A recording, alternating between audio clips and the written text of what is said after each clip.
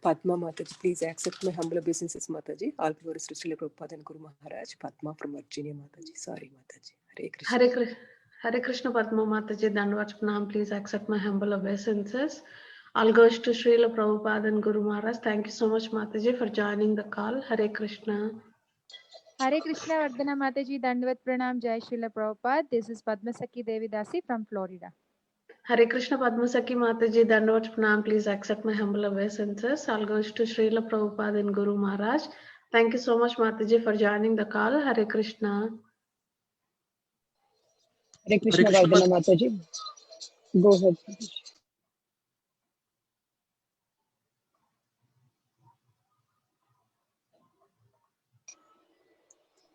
Hare Krishna, Vardhana Mataji. Please accept my humble obeisances. All goes to Srila Prabhupada, all goes to Guru Maharaj. This is Radha Rani from Baltimore.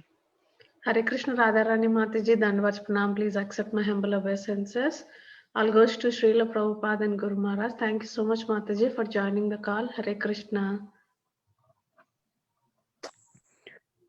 Hare Krishna, Vandana Mataji, Dandavat Pranam. All glories to Srila Prabhupada and all glories to Gurudev. This is Radha from Baltimore. Hare Krishna, Radha Mataji. Dandavats Pranam. Please accept my humble obeisances. All goes to Srila Prabhupada and Guru Maharaj. Thank you so much, Mataji, for joining the call. Hare Krishna. Hare Krishna, Mataji. Please accept my humble obeisances. All glories to Srila Prabhupada and Guru Maharaj. Mataji, this is Rasvilas Das from Pittsburgh. Hare Krishna, Prabhuji. Dandavats Pranam. Please accept my humble obeisances. All goes to Srila Prabhupada and Guru Maharaj. Thank you so much, Prabhuji, for joining the call. Hare Krishna. Hare Krishna, Mataji. This is Hari Swarup Das and Pavitra Madhvi Devi Dasi from New Jersey. Hare Krishna, Hari Swarup Prabhuji and Pavitra Mataji. Dandavats Pranam. Please accept my humble obeisances. All goes to Srila Prabhupada and Guru Maharaj. Thank you so much, Prabhuji and Mataji, for joining the call. Hare Krishna. Is anybody else would like to introduce themselves? Hare Krishna, Mataji. Please accept my humble obeisances. All goes to Srila Prabhupada and Guru Maharaj. My name is Mohan Leela Das from ISKCON, Naperville, Mataji. Hare Krishna, Mohan Prabhuji. Dandavats Pranam. Please accept my humble obeisances. All goes to Srila Prabhupada and Guru Maharaj. Thank you so much, Prabhuji, for joining the call. Hare Krishna.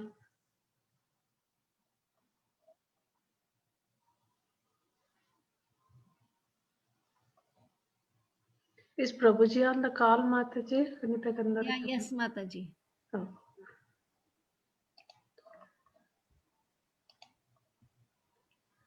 Welcoming all of you to the Bhakti Sangha conference call. Today we are very fortunate to have His Grace Balaram Shakti Prabhuji.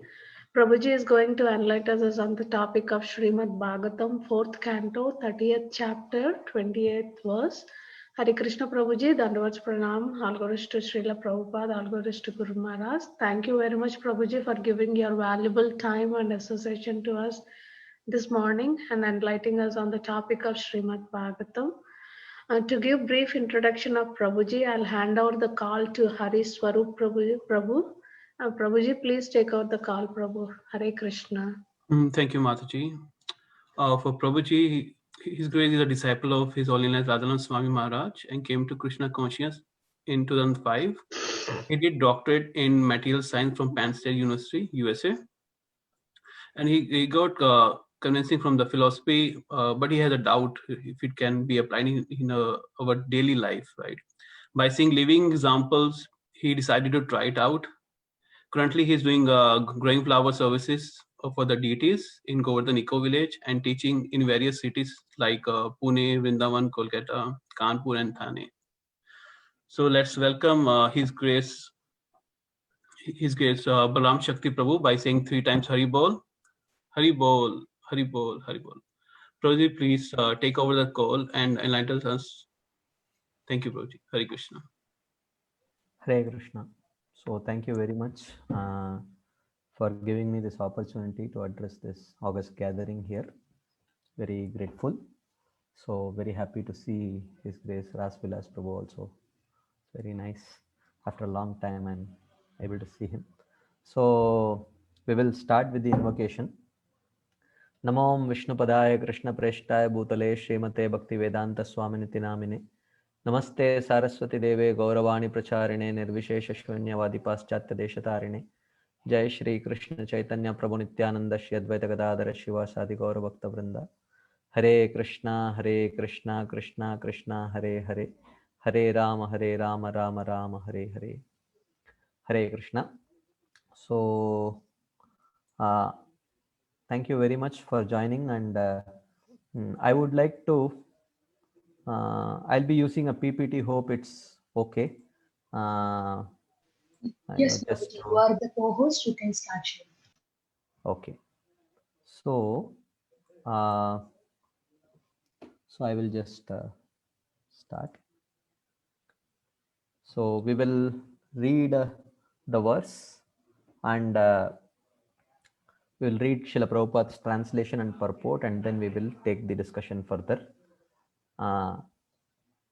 Okay, so I'll just read. So you can follow. You don't have to unmute yourself, but I think you can read it with me. Navyavad hridaye yajño brahmaitad brahmavadibhi namuyanti na shochanti na hrisyanti yato gataha. So this is Canto 4, Chapter 30, verse number 20. This is the last verse where the Supreme Lord is instructing the Prachetas. The translation: always engaging in the activities of devotional service, devotees feel ever increasingly fresh and new in all their activities. The all-knower, the super soul within the heart of the devotee makes everything increasingly fresh. This is known as the Brahman position by the advocates of the absolute truth. In such a liberated stage, Brahmabhuta, one is never bewildered, nor does one lament or become unnecessarily jubilant. This is due to the Brahmabhuta situation. So this is the last verse that the Supreme Lord speaks to the Prachetas. We will read Srila Prabhupada's purport to this, very, very nice purport. So Srila Prabhupada writes, a devotee is inspired by the super soul within the heart to advance in devotional service in a variety of ways. The devotee does not feel hackneyed or stereotyped, nor does he feel that he is in a stagnant position. In the material world, if one engages in chanting a material name, he will feel tired after chanting a few times. However, one can chant the Hare Krishna Mahamantra all day and night and never feel tired. As chanting is increased, it will come out new and fresh. Srila Rupa Goswami said that if he could somehow get millions of ears and tongues, then he could relish spiritual bliss by chanting the Hare Krishna Mahamantra. Even Prithu Maharaj says this, that Vidatsva Karnayutam Eshamevara, in the 4th canto only.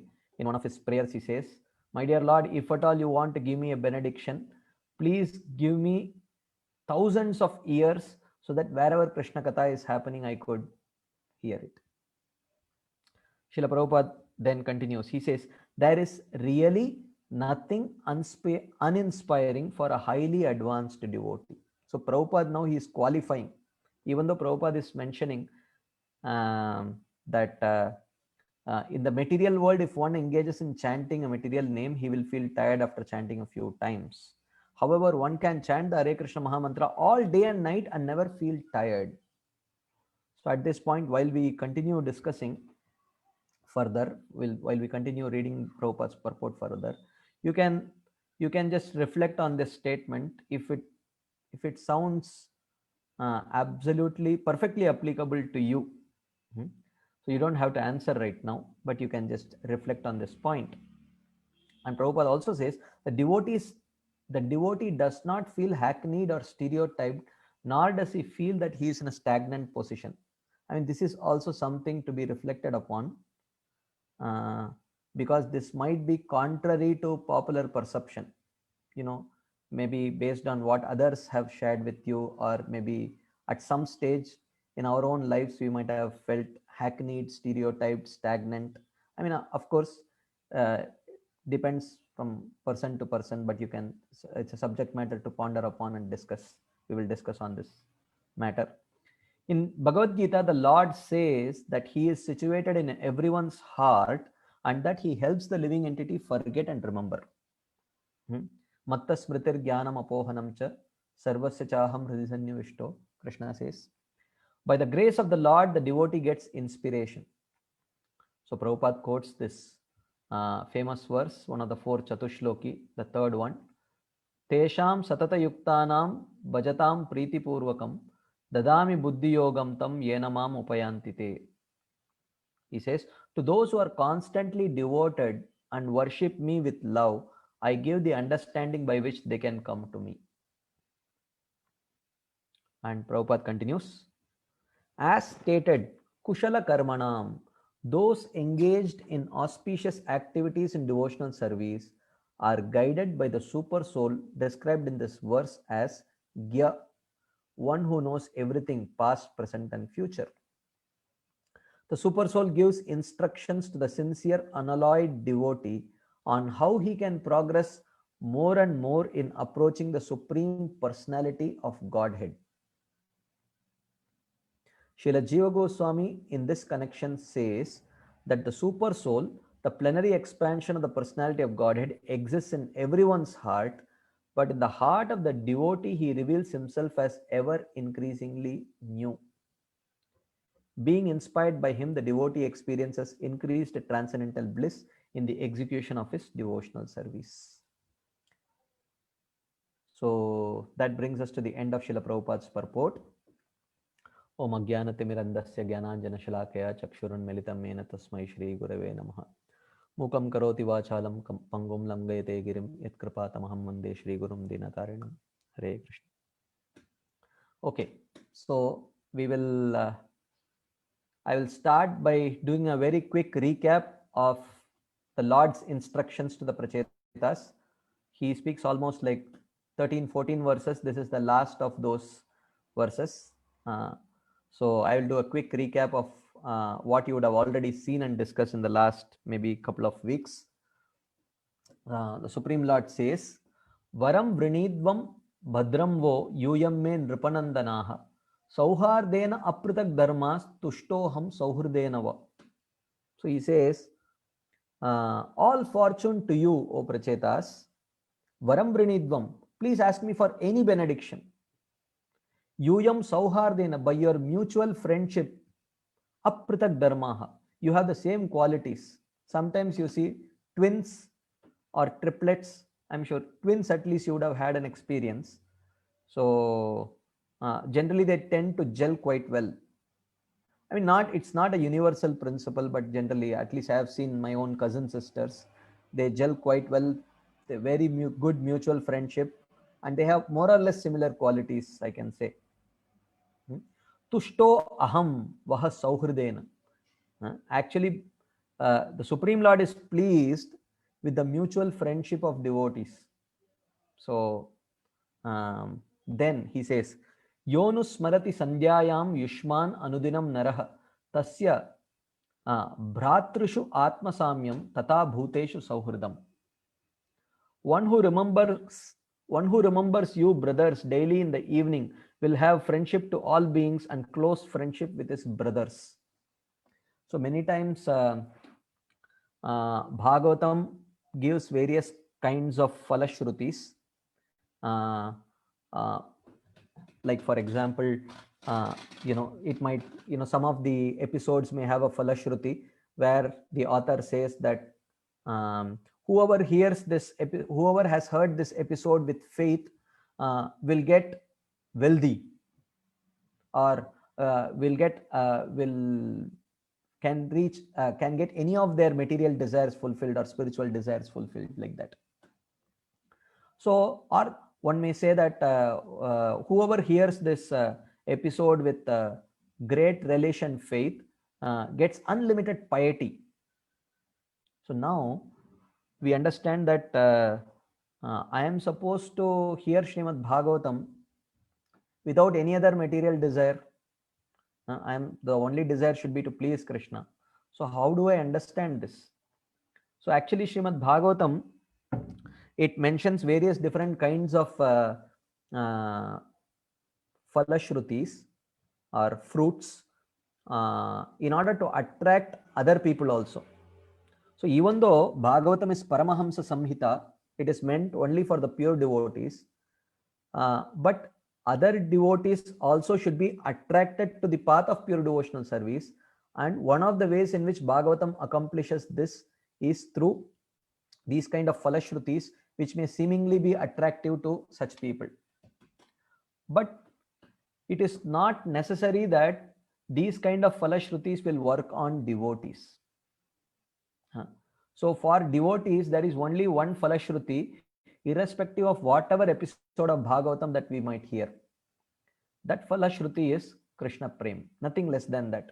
Even though that particular episode may promise various different kinds of material fruits, but the devotee should not be afraid, or the devotee, still worse, the devotee should not be eager. So the only benefit that devotees are guaranteed is actually pure devotional service, Krishna Prem. For example, in the 9th canto, in describing the Surya Vamsha, there is an episode of Narmada and Purukutsa. Very brief, only 3, the whole pastime is only 3 verses. Okay, but of those 3 verses, one is a falashruti. So the falashruti of that episode is that whoever hears this episode of Narmada and Purukutsa shall never have fear of death due to snakes. Okay, so this is the falashruti. Now if you see, this is Shukadeva Goswami narrating this to Parikshit Maharaj, and the history says that Parikshit Maharaj himself, one of the cause, at least the cause of his passing away is, at least from an external point of view, is snake bite. So the point is, but he was not bereft of Krishna Prem. So he was Dashatvalam Gayata Vishnu Gata. He says that so let that Takshak come and bite me, I don't care. You just please speak Krishna Katha, like that Parikshit Maharaj says. So therefore, we should understand that these various kinds of falashrutis are there just to attract other people. But for pure devotees, any episode of Bhagavatam will only take us one step closer to achieving Krishna Prem and nothing less than that. Even for that matter, sometimes devotees keep forwarding each other the glories of Putrada Ekadashi or Kamada Ekadashi or Shattila Ekadashi and so on, where many different kinds of material benefits are suggested, and these are from bona fide Puranas. Okay, but the point is that the various Vedic literatures are meant for people with different kinds of faiths.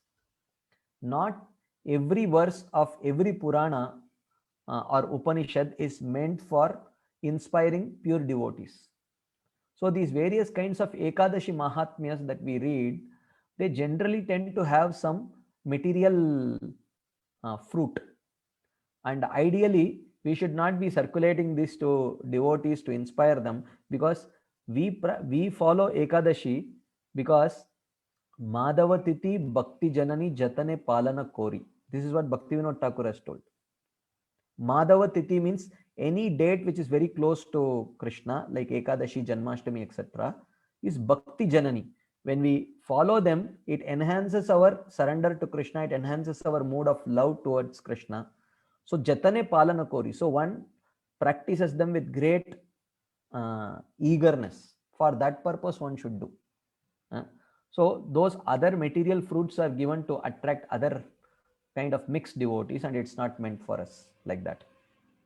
So in further few verses also, he will be giving some material benefits of hearing, chanting Rudra Geet and, hearing your episode of the Prachetas, like that he says. Ye tu maam Rudra Geetena sayam prata samahitaha stuvanti aham kama varan dasye pragyam cha shobanam.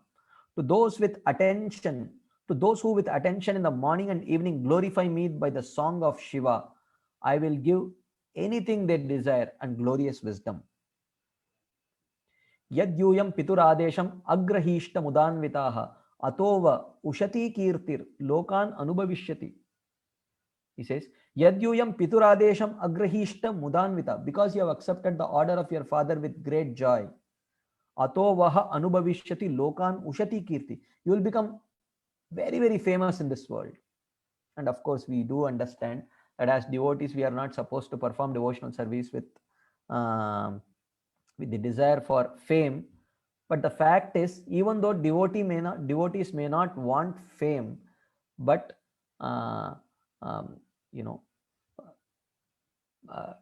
the fame personified, she thinks that there is no other person who is worth my association, or she feels rather I would like to take the association of those who have surrendered themselves to Krishna. So they will not be bereft of fame. They will definitely become famous, but we don't perform devotional service for achieving fame. Bhavita Vishruta Putro Anavamu Brahmano Gunaihi Ya Etam Atmaviryena Trilokim Puraishyati. He says, you will have a very auspicious, you will have a very famous son. Of course, that is Daksha. No, not less in qualities than Brahma from a material point of view, yes. And he will fill the three worlds with his offspring, which will happen, but of course not immediately, quite late. It will take almost like 5 more Manvantaras. This whole episode is happening in the Swayambhuva Manvantara, and Daksha will become a progenitor, and he will actually start creating progeny in the 6th Manvantara, in the Chakshusha Manvantara. So for 5 Manvantaras, he will not actually create any progeny. Kandoho Pramlochaya Labda Kanya Kamalalochana Tamcha Apaviddam Jagruhu Buruha Drupanandana. So then they tell about their future wife. They say that actually a very beautiful daughter was born to sage Kandu and the heavenly Apsara Pramlocha. But after her birth, both Pramlocha did not want to take care of that daughter. She went back to the heavens. Kandu also did not want to take the responsibility of taking care of that child. So he also left. And finally, Indra came and he took care of that child. Sorry, Soma. Soma, the king of the trees, he came and he took care of that child. And she became like the daughter of Soma. And Praja Visarga Adishtaha Pitra Mam Anuvartata Tatra Kanyam Vararoham Tam Udvahata Machiram. Pitra Adishtaha, ordered by your father who is obedient to me. Actually, this is a news for the Prachetas. If you just think about it, when Prachinabarhi ordered the Prachetas to go and perform austerities, at that time he was a hardcore Karmakandi. Then while Lord Shiva was preaching to the Prachetas, Lord Shiva's brother Narada Muni was preaching to Prachinabarhi. So therefore, the Prachetas are not necessarily aware. So the Supreme Lord is giving them a news, ordered by your father who is obedient to me. Actually, he's telling that your father is very obedient to me. So to produce progeny, please go to that place and marry this beautiful young woman without delay. So the name of that daughter of Kandu and Pramlocha is Marisha. The name is given later in the 6th canto, it is mentioned. So Marisha marries, the Supreme Lord orders the Prachetas to marry Marisha. Apritak Dharma Shilanam Sarvesham Vaha Sumadhyama Apritak Dharma Shilayam Bhuyat Patni Arpit. She will have qualities very similar to yours, and therefore there will not be any problem in all of you marrying her. There will be very, very good mutual understanding. Divya Varsha Sahasranam Sahasram Ahataujasah Bhauman Bhokshyata Bhogan Vai Divyamscha Anugrahan Mama. And then he says, with undiminished power for 3,000 Devata years, you will enjoy 1,000 earthly and heavenly pleasures by my mercy. So he's Actually, it is mentioned later that the Prachetas were slight karma mishra bhaktas. They were mixed devotees. They were not exactly pure devotees. That is why such kind of sort of benedictions are given to them. Ata mai anapayinya bhaktya pakva gunashayaha upayasyata madhama nirvidya nirayad ataha. Then he says, O men whose hearts have all gunas burned up by undiminished bhakti. Pakva guna ashayaha. Your hearts have become completely purified by anapayinya bhaktya, by undiminished bhakti. After earthly enjoyment, disgusted with all material places which are equivalent to hell, you will attain my abode. So you will enjoy the material opulences, and after that you will become disgusted. Then you will come back to my abode. Like that, he promises, don't worry, you will not get stuck up in this material world. Griheshu avishatam chapi pumsam kushala karmanam madvarta yatayamanam na bandhaya grihamataha. The Prachetas may think, why are you putting us in this material world after giving your darshan? Actually, Dhruva Maharaj also felt, Kacham vichenvan api divya ratnam swamin kritartosmi varam na yache. My dear Lord, after having your darshan, which is compared to diamonds and rubies, I am very ashamed that I was asking you from broken pieces of glasses, like that. So the Prachetas may also think, my dear Lord, why are you leaving us here in this way and going? And you are letting us in this householder life. What will happen to us? So the Lord says, householders, griheshu avishatam pumsam kushala karmanam. Householders who are, griheshu avishatam pumsam means householders. Kushala karmanam, who perform acts of devotion. Madvarta yatayamanam, while spending all time in discussing topics about me. So just recently I came to know about this Bhakti Sangha group, and I heard that from morning till night, starting from japa till night, constant Krishna Katha, Krishna Kirtan and children programs are continuously going on. So and practically I see everyone is a householder here. So householders who perform acts of devotion while spending all time in discussing topics about me are not bound by household life. So Brahmaji also says in the 10th canto, Tavad ragadayas tenas tavat kara graham graham tavan mohongri nigado yavat Krishna natejana. In the after the Brahma Vimohan Leela, when offering his prayers, he says, Tavad ragadayas tena, attachment to one's household matters will become a thief which steals away all of one's credits. Tavat karagraham graham, and the house will become a prison house binding one to this material world. Tavad mohongri nigado, and one's affectionate feelings towards one's family members will become foot shackles binding one to this material world. Yavat Krishna natejana, only as long as that person is not a devotee and his family members are not devotees. So the moment one becomes devoted, one's family members become devoted, or one is consciously endeavoring to give a good experience to his family members so that they can become devoted to Krishna. So such a relationship will not bind one, such a householder relationship will not bind one to this material world. Yavat Krishna natejana, as long as they are not your people, as long as they are not devoted to you, that attachment to family will bind them to this material world. Otherwise, that attachment to the family member is attachment to a Vaishnava. And the highest perfection of life is to develop towards other Vaishnavas. So therefore, such a thing will actually enhance one's progress in devotional service.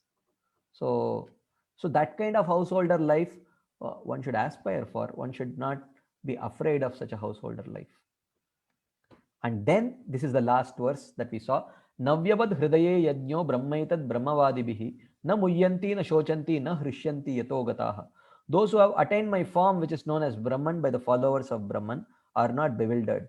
They do not lament and do not rejoice, since I, full of knowledge, have entered their fresh lotus hearts. So this is like a recap. So now we will take one theme from the purport and see how far we can go, and if we have time we will take the next theme. Like that we will go ahead. So so ideally I would have liked to, because we have just done the recap, I will not pause for Q&A or discussion. So I will take this first theme one, and then subsequently we will see if there are any quick comments, questions, discussions. Then we will take. If not, we can pause towards the end and take question answers at one shot only. That is also possible.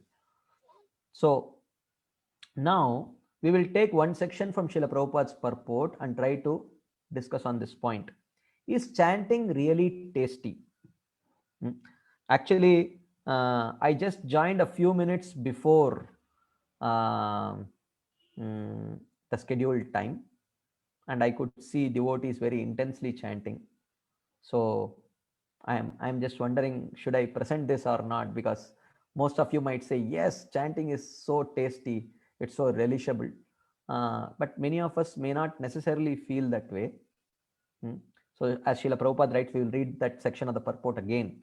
The devotee does not feel hackneyed or stereotyped, nor does he feel that he is in a stagnant position. In the material world, if one engages in chanting a material name, he will feel tired after chanting a few times. However, one can chant the Hare Krishna Mahamantra all day and night and never feel tired. As chanting is increased, it will come out new and fresh, and so on. And he talks about Rupa Goswami asking for millions of ears and tongues. And then Prabhupada says, there is really nothing uninspiring for a highly advanced devotee. Towards the end, he gives a caveat. So now we are talking about taste for chanting or taste for any limb of devotional service. We will see how this journey progresses. This is a gradual journey, as we all might have realized. I'm going to take something very simple which you all know by heart and you are practicing it very well. So just to reinforce the faith in basics, I will just take this part from basic nectar of instruction only. I'm going to take. So Srila Rupa Goswami, he starts nectar of instruction by presenting to us a proposition. Sarvan apimam prithvimscha sishyat. Do you want to make disciples all over the world? Do you want to become a Jagat Guru? Who does not want? Everyone wants to become Jagat Guru. So he says, very simple, just follow 6 things. Vacho vegam, manasa krodha vegam, jihva vegam, udaropastha vegam, etan vegan yo vishaheta dhira, sarvan apimam prithvimscha sishyat. So just control the 6 urges. The urge to speak, and manasa vegam, when the mind goes haywire, just control it. When anger comes, just keep quiet, don't respond. When the tongue screams to eat palatable foodstuffs, don't respond, just tolerate. And when the belly screams to fill up, don't respond. And similarly to the genitals. So just control these 6 urges, and you are ready to become the next Jagat Guru. So, but actually we know in reality this is not so easy. It's so difficult. So we say, okay, I agree, it's difficult. So how do I accomplish this? So how do I become, how do I develop the ability to tolerate these 6 urges? So he says, by developing the internal wiring. So these 6 urges, if you see, they are conditional urges. Conditional urges means when one becomes hungry, there is this udaravegam, the craving of the stomach. As soon as you put some food inside, and when the hunger gets pacified, you no longer feel the urge to eat. There is pacification of hunger. Similarly, sometimes we may get a craving to eat a piece of sweet. Like generally, after I have a hearty meal, I get this craving, at least a small piece of sweet. If nothing, at least a small piece of jaggery, if I can get, I get that craving. As soon as I put a small piece in my mouth, that craving is gone. So these 6 urges are conditional urges. They are not there 24 hours a day. Just like, but in order to control them, when they come, something we need to do 24 hours a day. Like for example, I studied in a boarding school, a military school, where they were training people to join the armed forces. Fortunately for them, I did not qualify, or I discontinued the school after my 10th standard.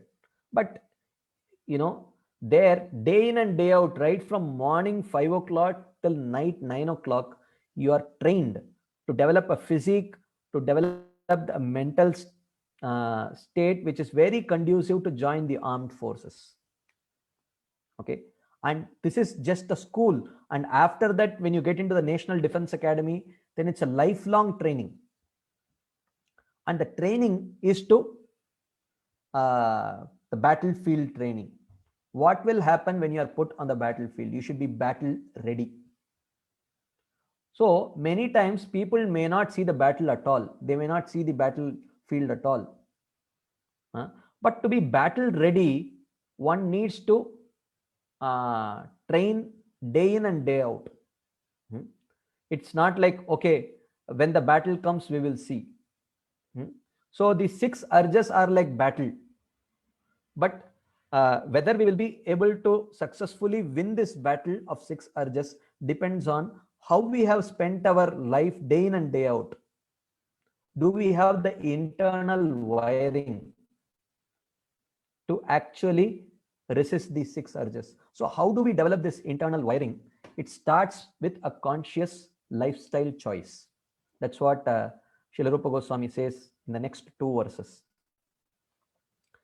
Atyahara prayasascha prajalpo niyamagraha janasangascha laulyamcha shadbir bhaktir vinashyati. He says these 6 things destroy one's bhakti. So atyahara means eating too much or collecting more than necessary. For example,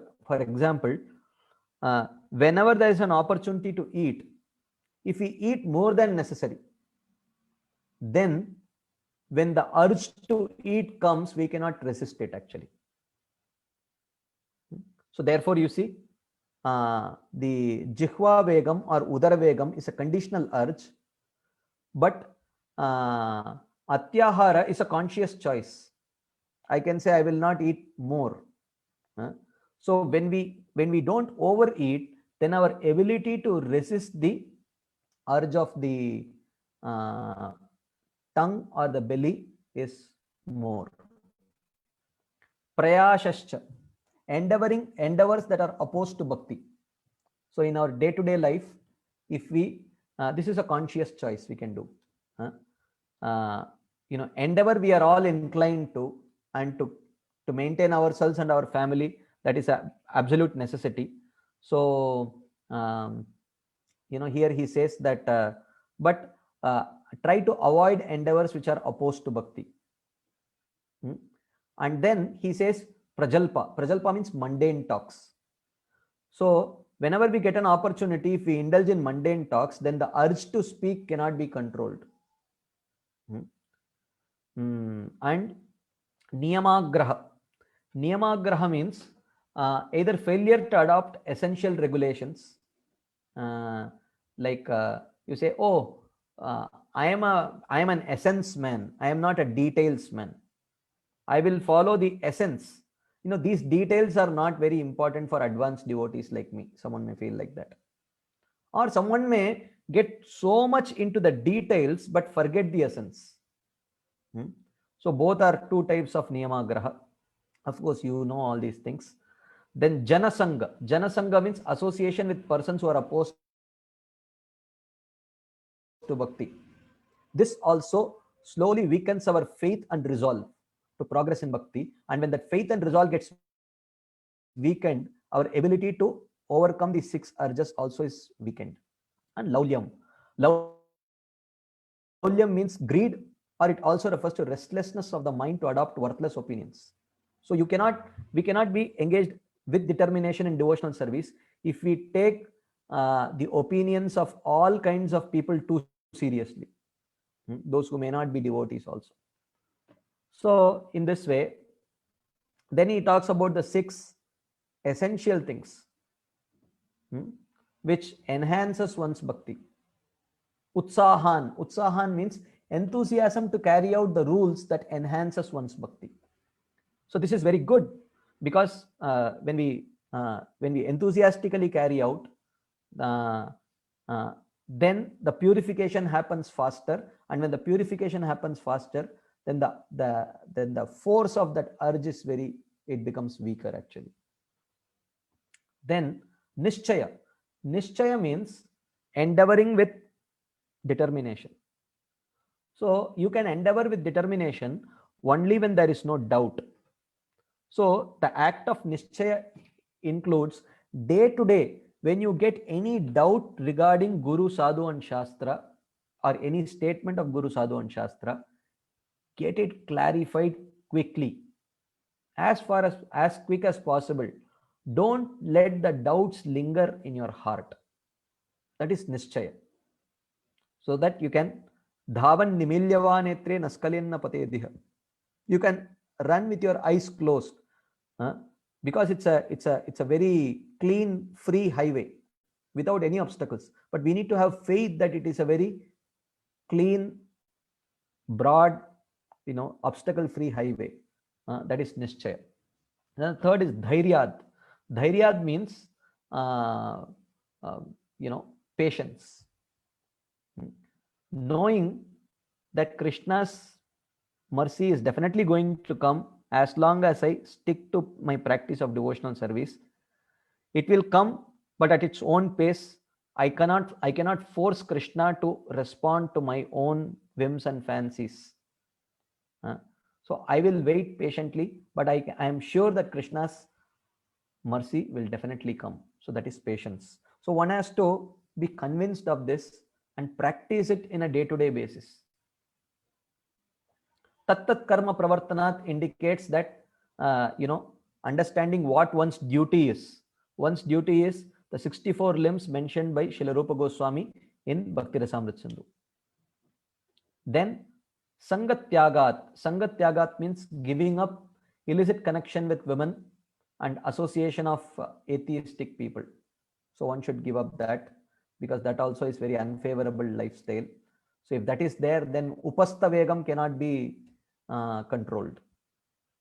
Then Sato Vritte, a conscious endeavor to try to follow in the footsteps of great devotees. How they have lived their lives, trying to follow in their footsteps. So these two verses indicate the basic lifestyle that is very conducive.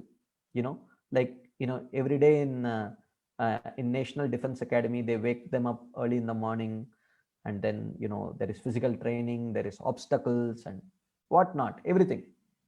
So a basic lifestyle which is very conducive. But now you may say, oh, the 6 plus 6 to follow on a day-to-day basis, it's not very easy. Yes, actually it's not very easy to practice it alone. So you need good association. You need the association of people with whom you can practice. So how to gather that association, in whose company I can practice this lifestyle? So he says the means is Dadati pratigranati guhyamakyati pruchati bhunkte bojayate cheva shadvidam priti lakshanam. These 6 exchanges, you all know about this. Dadati pratigranati, giving gifts and accepting gifts in return. Because this give and take policy actually actually generates a kind of it creates a pathway for the flow of emotions and for the establishment of a relationship. Actually, many times, especially those who have taken up the either brahmacharya ashram or so, they have the wrong understanding, or it could be anyone, it's not ashram specific, that the goal of life is to become self-sufficient. We may have self-sufficient communities. As a community, we may want to become self-sufficient, but individually, the goal of our life is not to become self-sufficient. The goal of our life is to become interdependent. I remember one very powerful lesson in my life. This was very, very early in my ashram life when I had joined. We had just completed our brahmachari training, and our brahmachari training in charge, he took all of us to the river and he personally shaved all of us up for joining the ashram. And then few days later, he was in the bathroom and he asked me, "Hey, can you please shave me up?" And I said, "Yes, Prabhu, sure, definitely, why not?" But then I just told him, "Prabhu, just few days back, I shaved for the first time. And you know what? I have learned how to shave myself up." And he had already spent like 10, 12 years in the ashram by then. So he looked at me with great pity. And he told me, "Do you think I don't know how to shave myself up?" I said, "I don't know. Then why are you asking me?" I didn't tell him, but I was just giving him that look. He said, "Look, the goal of life, our goal of life in Krishna consciousness is not to become self-sufficient. If I take this one help from you, then I have a reason to feel grateful towards you. Then I will do something to express that gratitude. So in this way, we have some reason to have some exchanges, and it will help us forge a good relationship. The ultimate goal of life, is that. For that, in fact, I know that you have just learnt shaving, and you might, while shaving me, you might cut me also." And I did cut him. And if he would have shaved himself, in a very less time, he would have shaved himself. But he told me, and which at that time I was very new and I could not understand. But as years are passing in Krishna consciousness, that one statement that he made is making a very profound impact in my heart, actually. So these 6 exchanges, actually, this give and take actually provides a very beautiful conduit for favorable emotions to flow back and forth, back and forth, back and forth. And that is what actually keeps us enthused. Like, if you have to travel alone, then you need a very comfortable, like an AC train or a flight like that. But if you are traveling in a group with, like-minded friends, fun-loving friends, you have a same definition of fun, very affectionate, having affection towards each other, then we can stand through the whole journey and travel. It becomes so easy. So the same is true with these the journey of devotional service also. That when it is done in the association of like-minded devotees, like Srila Rupa Goswami says, Sajatiya ashe snigde sadhu sanga swatovare. So he says that 4 qualities when you choose association. He says Sajatiya ashe. Sajatiya ashe means like-minded. So like-minded has various levels. So when someone just fresh into devotional service, for him, like-minded means devotee is like-minded association. Non-devotee is not like-minded devotion, not like-minded association. That is the basic. Then after practicing devotional service for a while, then the definition of like-minded association changes.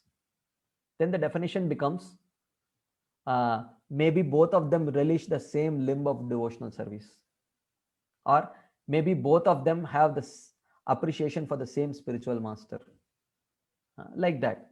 So that becomes like-mindedness. Then when one progresses still further and comes to the level of practicing Raganuga Bhakti, then if someone, let's say if someone is aspiring for Sakyaras and someone else is also aspiring for the same Sakyaras, then that becomes the like-minded association. So the definition of like-mindedness becomes more and more refined as and when one progresses in devotional service. Okay. So Sajatiya Ashe Snigde. So two people might be like-minded, but if there is no affectionate relationship, then two like-minded persons will compete with each other. But if there is affection, then they will come together and relish that same activity. So Sajatiya Ashe Snigde Sadhu Sangha. That is very important. It must be a devotees association only. Otherwise, two people can be like-minded. They may have affection, but their like-mindedness might be in coming together and watching cricket match. So that is not true. It should be actually Sadhu Sangha. And Swato Vare. Swato Vare means the fourth quality is one should choose an association of that person who is more advanced than oneself, or one should choose an association of that person in whose association both people become mutually more inspired in Krishna consciousness, like that. Mutually inspiring association. Okay. So in the 6th canto of Srimad Bhagavatam, it is mentioned, Sadri Chino Hyayam Loke Pantaha Kshemo Akuto Bayah Shushila Sadavo Yatra Narayana Parayana. So, and this is possible only in the association of devotees, because he says the devotees are Shushila. Shushila means very friendly. They are naturally friendly because the practice of devotional service, is very conducive for developing such qualities. On top of that, by Srila Rupa Goswami explains that, follow these 6 basic principles and develop a good relationship, so that even though this lifestyle that has been mentioned in verse 2 and verse 3 may seem to be very difficult and impractical, but in the association of like-minded, affectionate, exalted devotees, you get a very positive synergy which can inspire all of us, so that together we can progress. Now the question is, with whom should I have these 6 exchanges? He says, Krishneti yasya giritam manasadriyeta dikshasti chet pranatibhischa bhajantamisham shushrushaya bhajana vigyam ananyam anya nindadi shunya hridamipsita sangalabhya. So he talks about the 3 kinds of devotees: the Kanishtadikari, one who chants the holy name, mentally offering obeisances; the Madhyamadikari, who has become qualified to accept Diksha, Dikshasti Chet, then you offer him physical obeisances. Then Bhajana Vigyam, Ananyam Bhajana Vigyam, one who is actually very advanced in undeviated devotional service, and Anya Nindadi Shunya Hridam, and one whose heart is completely free from the propensity to criticize others. You very earnestly seek his association and try to render very sincere service to him. So if one is very fortunate to have that kind of an association, very good. Have 6 exchanges with such person and then intensify the association. If you are not so fortunate, then look for a Madhyamadikari. If you are not so fortunate, even a Kanishtadikari would do. Have these 6 exchanges and enhance each other's association, like that. But then there is a pitfall. When we come together in the association of devotees, we will naturally start seeing their conditioning. दृष्टैः स्वभावजनितैर् वपुषश्च दोषैर् न प्राकृतत्वमिह भक्तजनस्य पश्येत् गंगाम्बसां न खलु बुद्बुदफेणपङ्कैर् ब्रह्मद्रवत्वमपगच्छति नीरधर्मैर्. He says दृष्टैर् स्वभावजनितैर् दोषैर्. So when you come in touch with a devotee, you can see two types of faults. One is swabhava janita dosha. Swabhava janita dosha means faults which are born out of one's conditioning. You may see that a devotee is greedy. Sometimes he's acting in a very weird way. He has his own idiosyncrasies, which may not be very attractive. Or sometimes you may see a devotee who has some bodily faults. Papushascha doshair. Like before coming to Krishna consciousness, he might have been chewing tobacco or whatever, and he might have some stained teeth. And looking at his stained teeth, you feel very disgusted and you don't want to take his association like that. But Rupa Goswami says, na prakritatvam iha bhakta janasya pashyet. Don't even see it as material. And then he gives the example of Ganga. Gangambasam na kalubudbuda fena pankair. When you come to Ganga, especially during the monsoon season, or any river for that matter, it will be very, like very turgid, lot of sand particles and bubbles.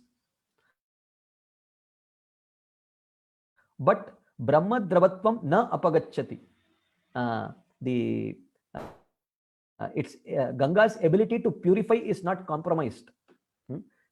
When such apparently physically, even though it may look dirty, but the spiritual ability of Ganga water to purify is not compromised. So therefore, he says that similarly, a devotee's ability to purify or spiritually elevate another devotee is not compromised, even though there may be some swabhava janita dosha or vapushascha dosha. But Rupa Goswami is specifically making a point to mention this clearly because we are very much prone to fall prey to this one thing.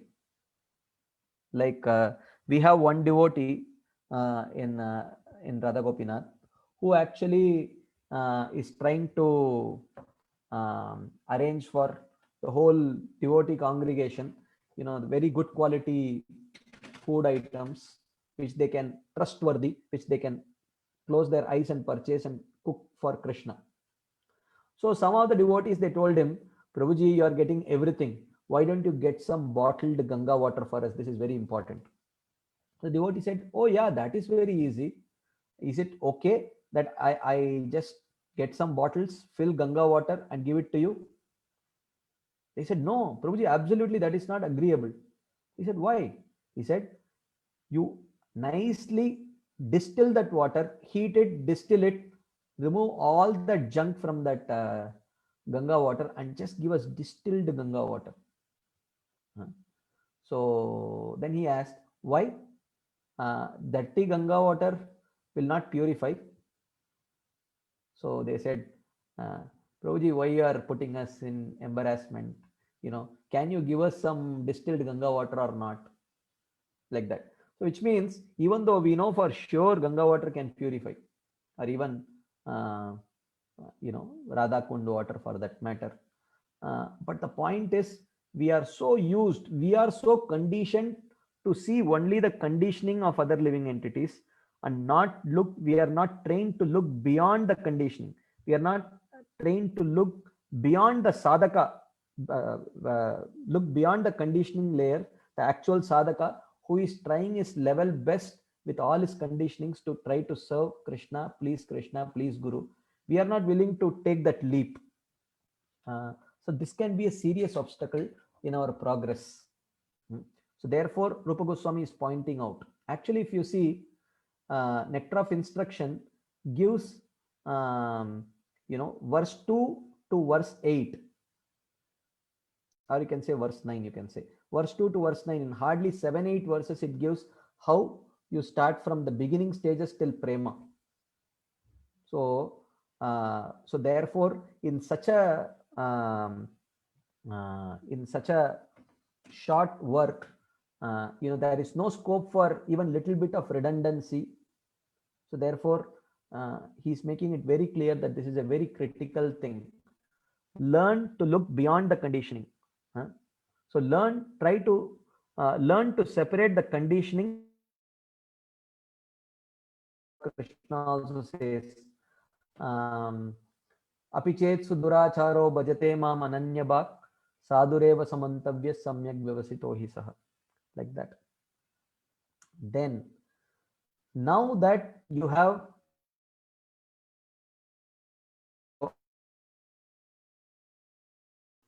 learned how to establish that relationship through the 6 exchanges, and you are very cautious to avoid looking at the conditioning of the other devotees.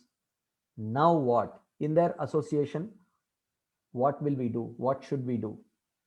So it is mentioned, Syat Krishna Nama Charitadi Sitapya Vidya Pittopatapta Rasanasya Narochikanu Kintvadarad Anudinam Kalusaiva Jushta Swadvi Kramad Bhavati Tadgada Mulahantri. He says that actually when we start the process of devotional service, not just start, actually start and practice for a long time. Krishna Nama Charita Adi, Nama Rupa Guna Leela, Sita Api, even though they are sweet like sugar candy, but still they taste very bitter. That is reality. So in the association, why we all are coming together in the association to chant? Because alone we know how difficult it is to chant, because we don't have that taste.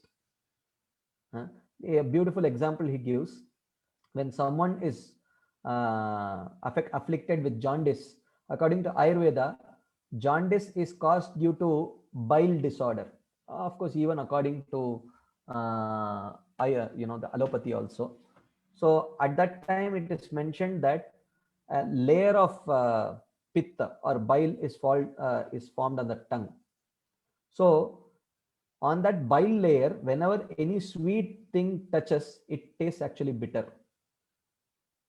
So he says that avidya pittopatapta rasanasya.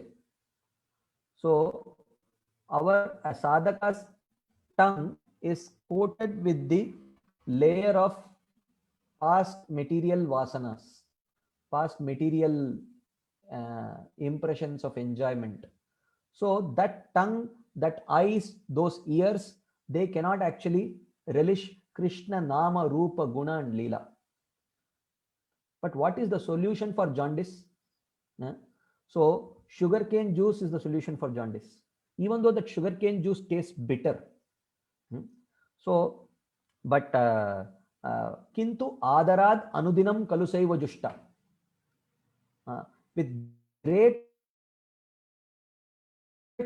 regularity, if one takes up to the process of Krishna consciousness, just like a person afflicted with jaundice, with great respect, regularity and regulation takes that sugarcane juice, then what happens?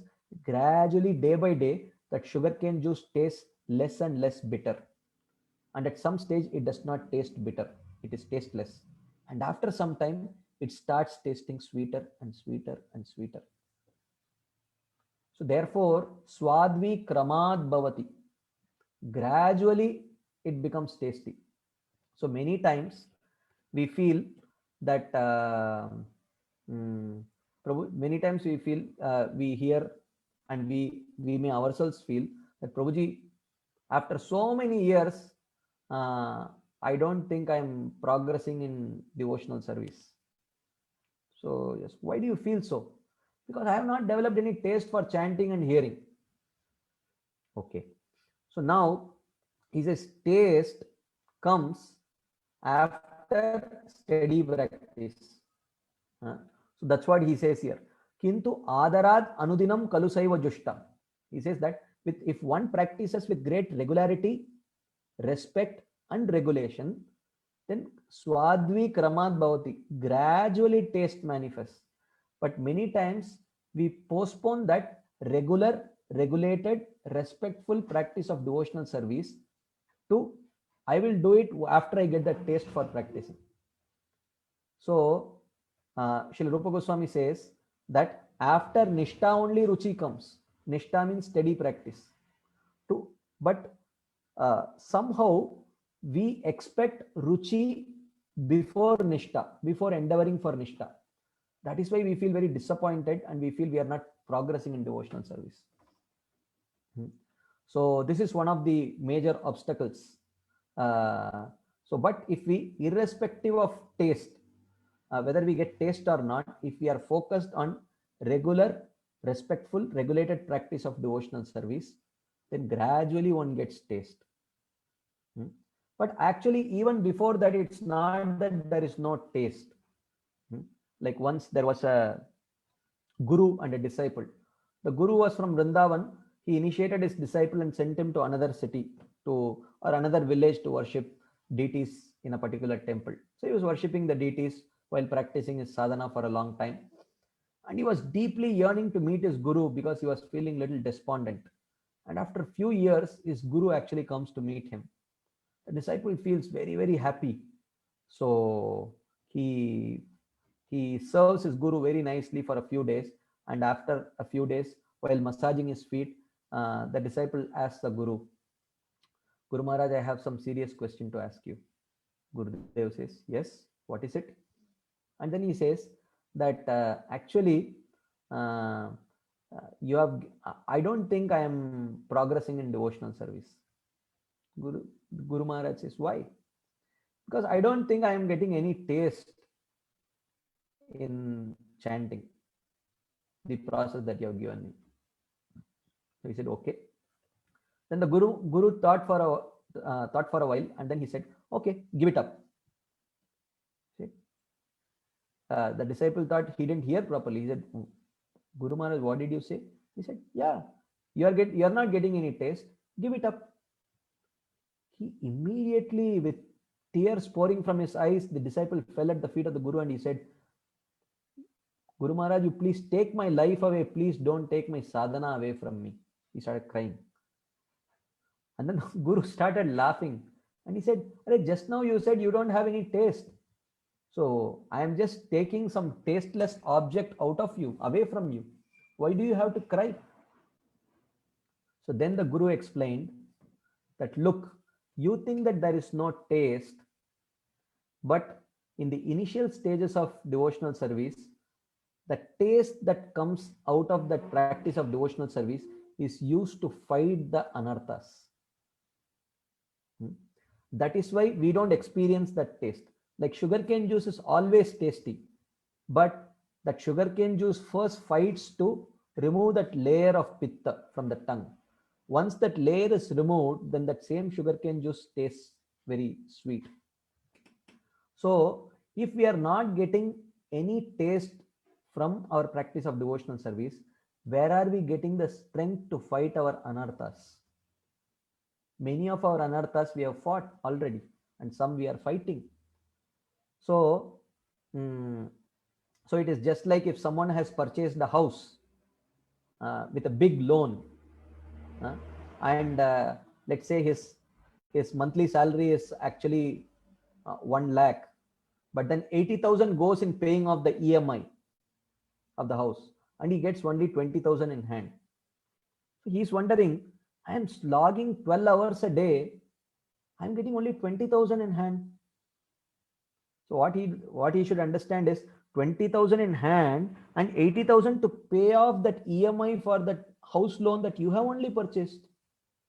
And once that EMI is paid off, then the whole 1 lakh is for you to enjoy. So similarly, but that endeavor to pay off that EMI should be there. So once anartha nivritti is accomplished and nishta is achieved, then gradually ruchi comes. And when that ruchi comes, and then when it matures into asakti, bhava and prema, I am just rushing because we are running short of time. Then suddenly, even though the urge for vacho vegam, manasa, krodha vegam comes, the person does not notice because he has developed the higher taste. So then you say, hey, look, you're not responding to the urge of speech, mind, anger, tongue, belly and genitals.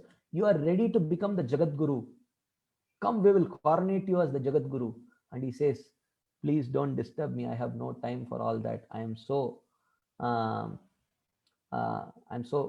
so much relishing my association with Krishna in Vrindavan that I don't have any time for any of that, like that he feels. So, so when Prabhupada here is talking about taste, and in our own life we may feel that why am I not getting taste? Actually, before Ruchi comes Shraddha, Sadhu Sangha, Bhajana Kriya, Anartha Nivritti, Nishta, and then comes Ruchi. And there is a gradual thing, you know, you have to follow the lifestyle that is favorable, and then you have to take the association and do the necessary exchanges in that association, avoid seeing the faults of other devotees, and in their association, if we do regular, regulated and respectful practice of devotional service, then gradually that taste comes, like that. So anyway, I think I have few more sections, themes, but I think at this point I will pause for some quick comments, questions, discussions if there are any. If there is none, then I will quickly go describe the life of Sarang Thakur in a few minutes, and then we can end today's session. But before that, if there are any quick comments, questions, discussions, we will take for a while. Hare Krishna Prabhuji, thank you so much for a wonderful class, Prabhu. You gave very good examples. It's really very easy to understand. Thank you so much, Prabhuji. If anybody have any questions or realizations, please contact. Yeah, you can please feel free to share your reflections, your thoughts. If you want to have some discussions, we can have. Hare Krishna, Balram Shakti Prabhuji. Dhanavad Pranam Prabhu. Yeah, Prabhuji, first of all, I would like to thank you, Prabhu, for your very detailed classes on each chapter of Srimad Bhagavatam at Bhaktivedanta Vidyapith, and they have been very, very helpful. Right? Thank you for that, Prabhuji. So, Prabhuji, my questions are like, you mentioned about Falastuti, Prabhu, right? You gave a very good, nice analysis of Falastuti, why they are there. Right? Like we are also practicing devotees, so we may be attracted to Falastuti, and is that also fine, Prabhuji, or I mean, the fact that you are asking this question probably means that you are probably not feeling fine completely. Otherwise, you would not ask this question. Yeah, Prabhu. Yes, Prabhu. Yes. Very, very true, Prabhu. I mean, if the desire is there, it is there, but I'm sure there must be some pinprick that you must be asking for something better, right? Yeah, they are mentioned, right, Prabhuji? It's in the Bhagavatam. Right? It's there in the Bhagavatam, but it is not necessarily meant for attracting pure devotees. So, I mean, there are so many things which are there in Bhagavatam, but there are descriptions of demigod worship in the second canto. There is a description of Ashtanga Yoga in the third canto by Kapila Dev, Jnana Yoga, Ashtanga Yoga in the third canto by Kapila Dev, in the 11th canto by Krishna to Uddhava. So that does not necessarily mean we are supposed to practice them. So yes, the Falashruti is there, but if that is what we want really, then we will get that. But if we are embarrassed by that desire, then Krishna will remove that desire.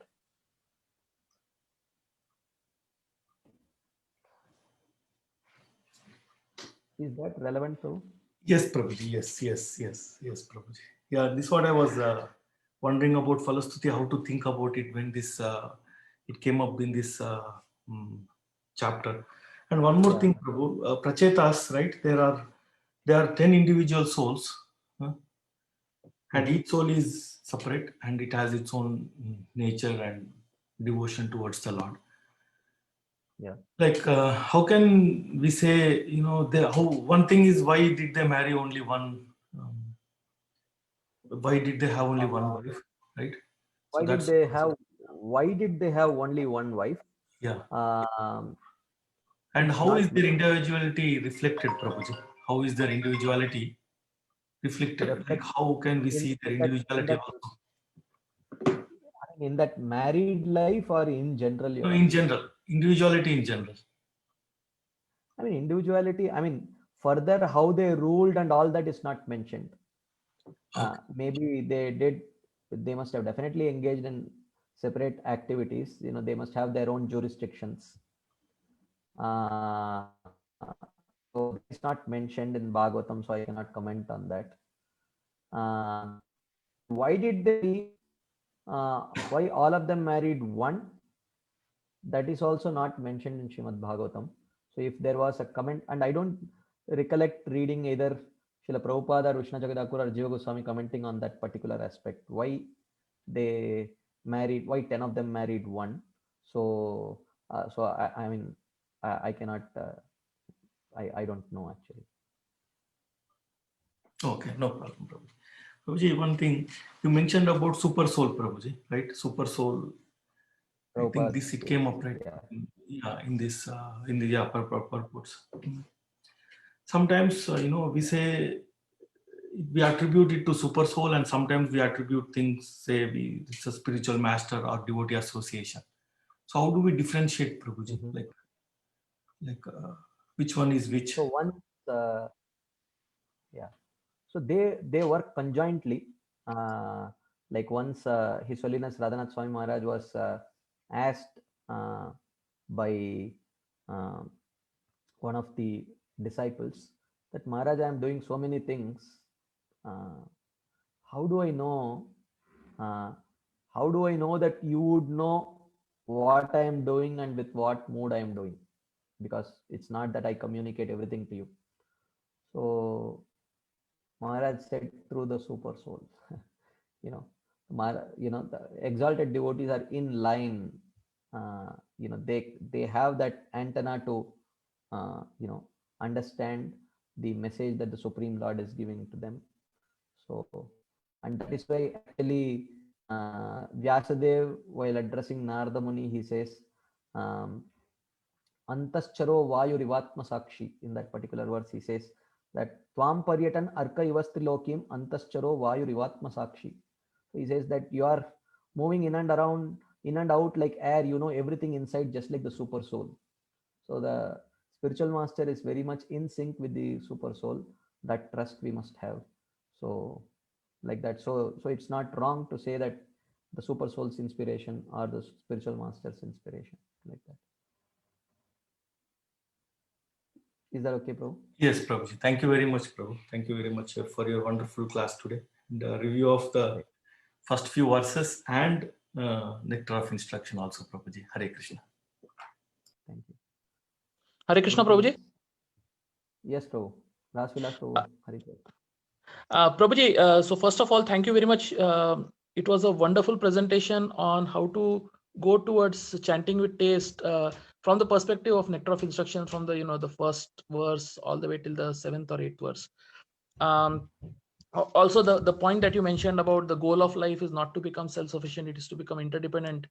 I thought that was a brilliant point. I personally, my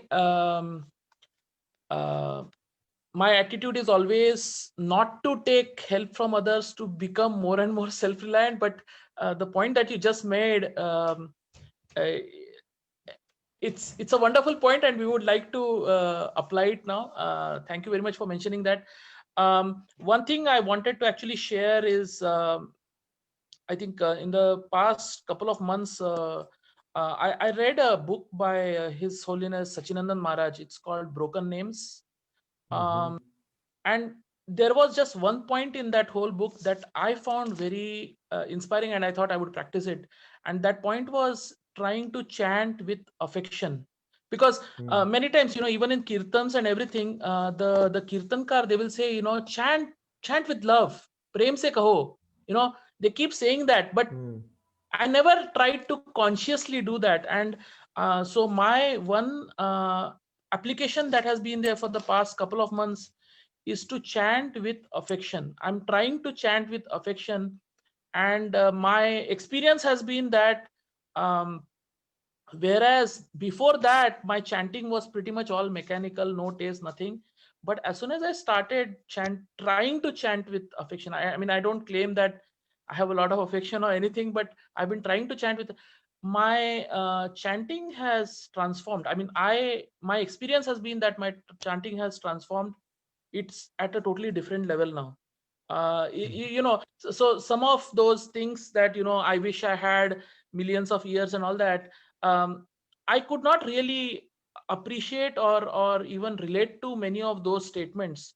But now when I try to chant with affection, sometimes I don't claim it's all the time, but sometimes I get that slight uh, appreciation for these moods that the acharyas express just by trying to chant with affection. And another experience is that when I chant with affection, I don't have to struggle with my mind to, you know, always to bring it back to Krishna's name and all that. It almost happens organically. It's not like there is always this struggle, mind is going here. No, because that emotion is invested in the chanting, the mind automatically stays with the chanting. It's not like I have to constantly struggle, okay, bring the mind back. So I thought I would just share that. Thank you very much, Prabhu. Thank you. I mean, Rasvilas Prabhu was the devotee who, because of whom I am chanting 16 rounds. You know, he was the one who pushed me at Penn State to, you know, you should chant 16 rounds. He literally actually bullied me to chanting 16 rounds. So very grateful to him. Now he's indicating that now you should start chanting with affection. So hopefully I'll put that into practice. Thank you, Rasvilas Prabhu. Thank you very much. Anyone else would like to share something?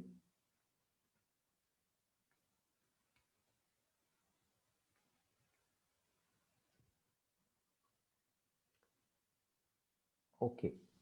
Hare Krishna, Prabhuji. I just wanted to thank you for the class. You made so many wonderful points. Your Shruti points, I'm sorry. Your nectar of instruction points were wonderful. Also the comment that Prabhuji just commented on, that he really appreciated about the interrelation rather than self-sufficiency or self-dependence. And also just the entire class was wonderful, and I hope you come back again. I just want to say thank you for everything. Hari Bol. Hare Krishna. Thank you. Okay, anything? No. Hare Krishna. Hare Krishna, Krishna obeisances. I just wanted to say that when I heard that benediction, it actually inspired me to want to have more friends, devotee friends, and to be kind to the living entities. I've had that relationship with bugs and snakes and whatever. Whenever I'm somewhere, Krishna shows me there's a living entity to assist, and I run and get Ganga's water or whatever for snakes. And even taking the yogurt out of the fridge, there was a gnat in there from the day before, and I washed him with a drop of water and he flew away. So I took those the Phalashruti as a benediction to apply in my devotional life. Yeah. Actually, it is mentioned that in Bhakti Rasamrita Sindhu, it is mentioned that one of the second benefit of practicing pure devotional service says is Shubhada. So Shubhada means it bestows auspiciousness. And Srila Rupa Goswami says there are 4 aspects of Shubhada. He says the first aspect is Jagat Prinanam.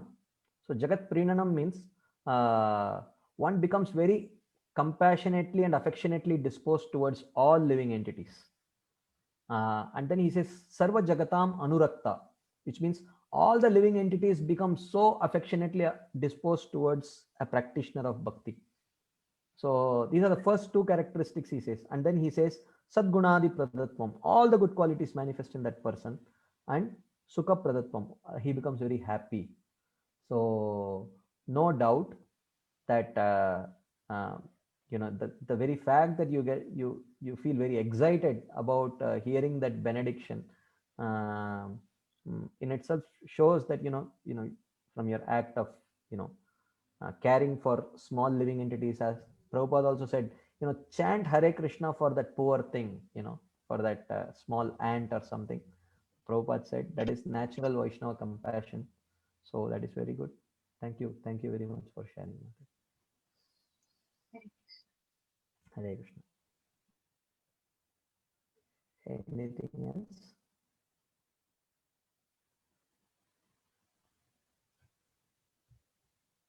Hare Krishna Prabhuji, Dandavat Pranam, Krishna Srila Prabhupada. Hare Krishna.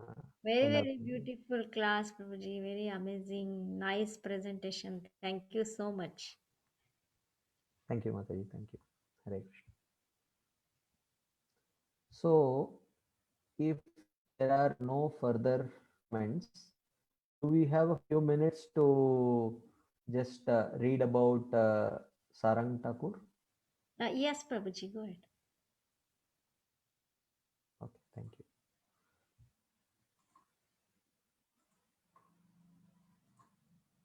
Okay, so I will just skip the intermediate themes and I will just go to the life of Sarang Thakur. It's just, there is not much material mentioned. I will just briefly speak about Sarang Thakur.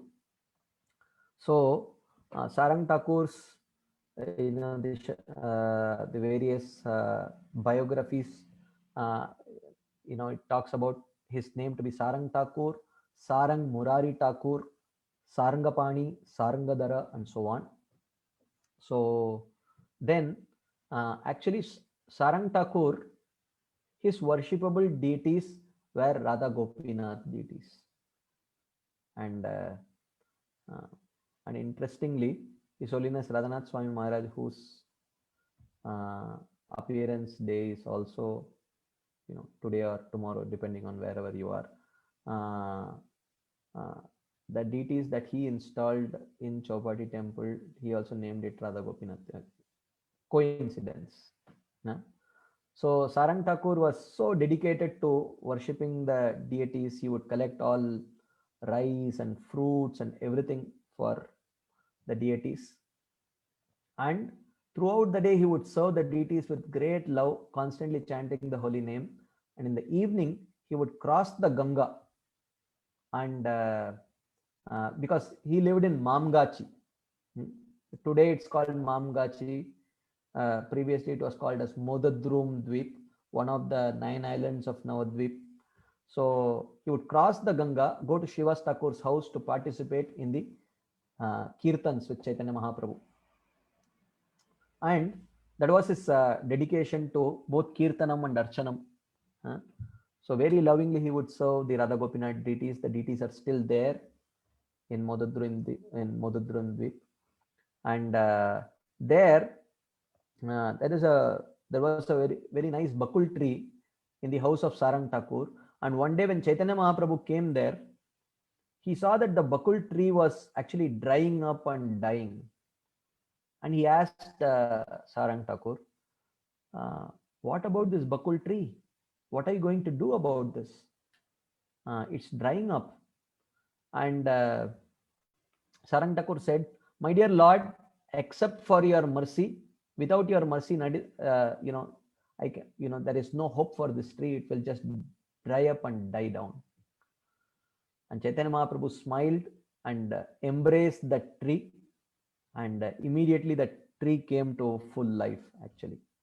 And that bakul tree is still there in Modadrum Dweep now. So the picture that you see here, it's the very same bakul tree which is there in Modadrum Dweep in the place of Sarang Thakur.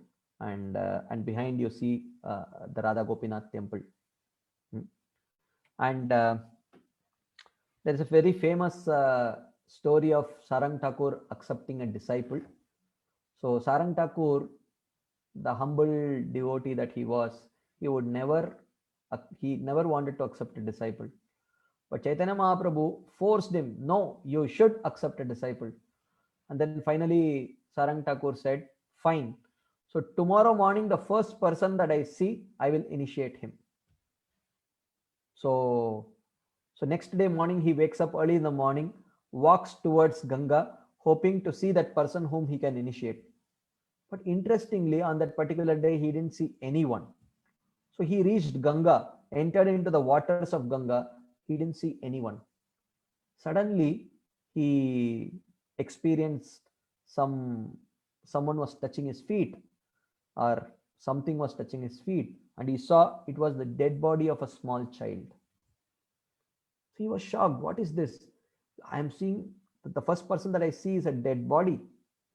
So he picked up that child, and then from behind he heard the voice of Chaitanya Mahaprabhu, who said, "Oh Saranga, chant the mantra into that child's ears and accept him as your disciple." So then Sarang Thakur chants the mantra into the ears of the child, and then suddenly the child comes to life. So actually, and then he tells a story. He says that, "My dear Lord, my name is Murari," the child says. Actually, on the day of his sacred thread ceremony, Upanayana Samskar, he actually, a snake bit that child and the child died. And it was the practice that for such a small child would not be cremated. So they picked up a banana stem, and in that cover of that banana stem, they put the child and allowed it to float down the Ganga. So that is generally the procedure that they used to follow for a small child. So, and that child was floating on that banana, cover, banana trunk cover, and then it hit Sarang Thakur, and then when he chanted the mantra into his ears, he came to life. So from that day onwards, because he had such a very interesting disciple, Murari, so from that day on, Sarang Thakur was also called as Sarang Murari Thakur, like that. And this boy was named as Murari Chaitanya. And Srila Vrindavan Das Thakur in his Chaitanya Bhagavat talks about this Murari Chaitanya. He says this Murari Chaitanya was such an empowered devotee that he would run behind tigers and jump on their back and ride the tiger. And the tiger, by the sight and touch of Murari Chaitanya, he would become so sober and nice that he would allow Murari Chaitanya to ride on his back. And at other times, this Murari Chaitanya would pick up a huge snake, a python, and put it on his lap, and then, pet the snake like that. So it is mentioned that this Murari Chaitanya had tremendous mercy of Nityananda Prabhu, because of which he could show some such kind of unbelievable powers.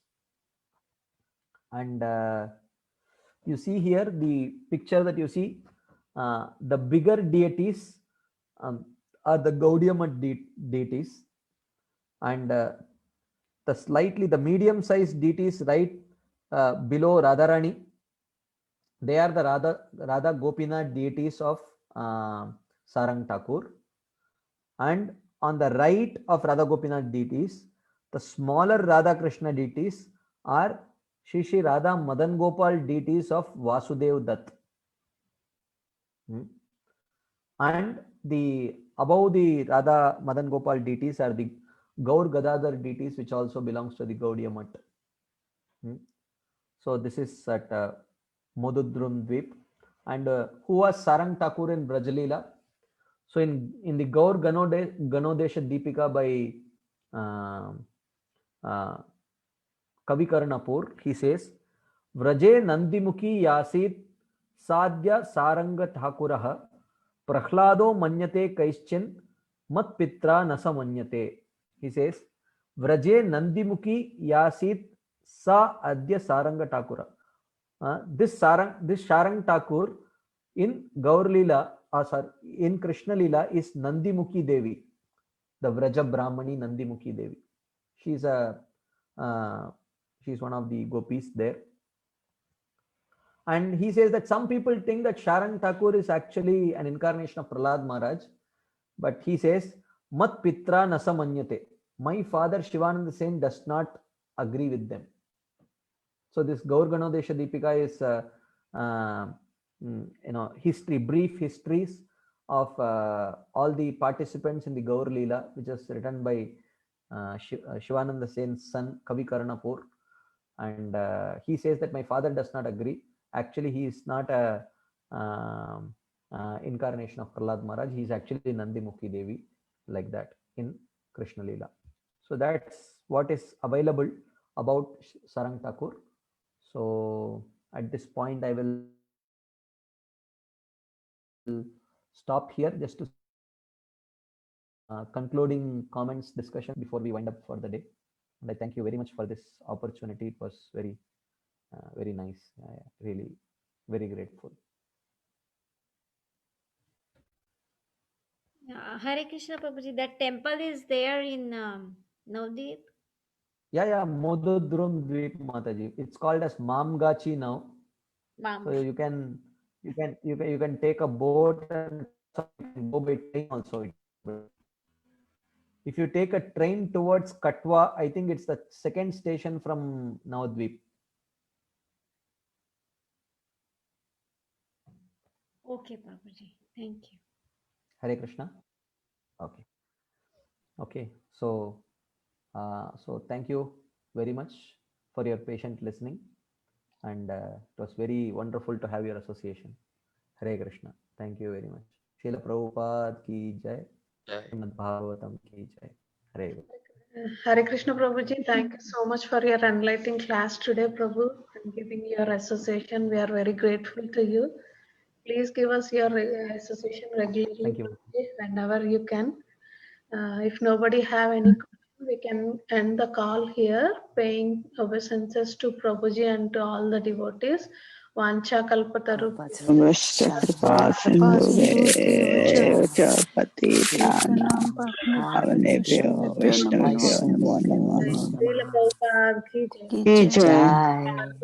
Prabhuji ki jai. Dandavad Pranam Prabhuji. Hare Krishna. Hare Krishna. Thank you. Thank you for the class, Prabhuji. Hare Krishna. Krishna Prabhuji.